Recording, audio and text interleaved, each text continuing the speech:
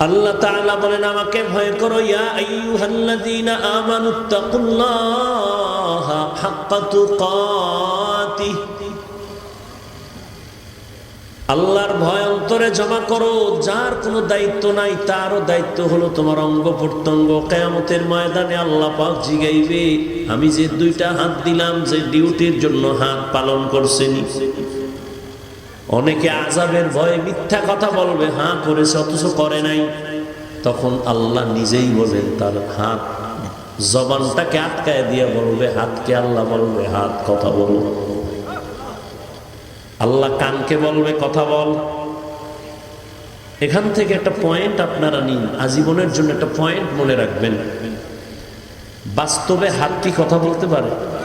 চোখ পারে, কান পারে? পারে না। কিন্তু আল্লাহ যদি কুদরতের ক্ষমতা দেন, তাহলে এখান থেকে একটা পয়েন্ট মনে রাখবেন, পৃথিবীর মানুষের বিবেক যেটাকে বলে অসম্ভব, আমার রবের দ্বারা সেটা সম্ভব।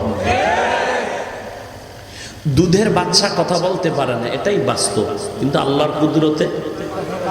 মরা গাছ কথা বলতে আল্লাহর কুদরতে পারে। এক কথায় কি বুঝলাম? পৃথিবীর মানুষ যেটা বলে অসম্ভব, আমার আল্লাহর কুদরতে সেটা সম্ভব। এই কথাটা যদি আপনারা ধরে রাখতে পারেন, তাহলে ওলিয়া উলিয়াদের যে কিছু কারামত আছে, এটাকে আর কোনোদিন অবিশ্বাস করবেন না।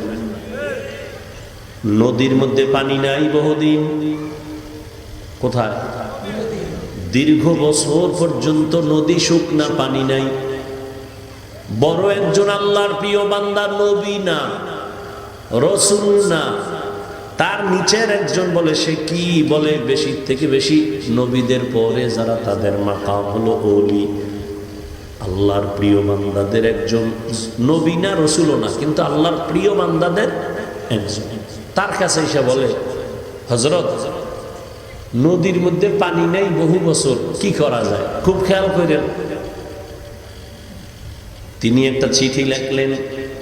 কি লেখছেন তিনি জানেন, আর আল্লাহ জানেন।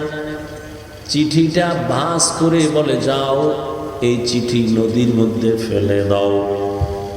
যখনই সবাই গিয়া চিঠিটা নিয়ে নদীর মধ্যে ফেলছেন, দীর্ঘ বছরের শুকনা নদীর মধ্যে পানির জোয়ার শুরু হয়ে গেছে।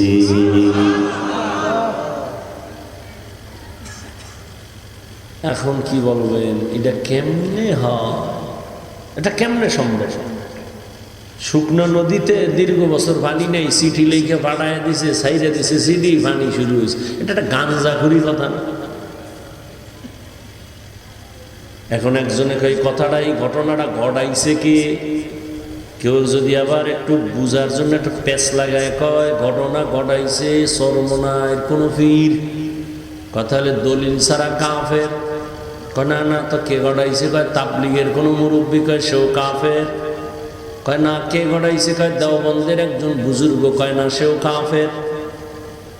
এবার ধাক্কা দিতে দিতে দিতে দিতে শেষ জায়গায় গিয়া কয়, না, কোনো দেওবন্দি না, চরমনাই না, উজানি না, তাবলীগওয়ালা না, কওমি না, আলিয়া না।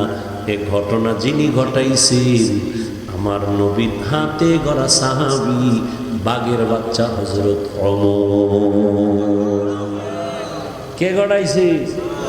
আরে জোরে কও। তোর বাপের ক্ষমতা থাকলে বল ওমর কাফের। কত বড় তোর বুকের পাটা আছে, বলতো ওমর কাফের। তাহলে হয়তো তুই মরবি, নিলে আমি মরবো, বল।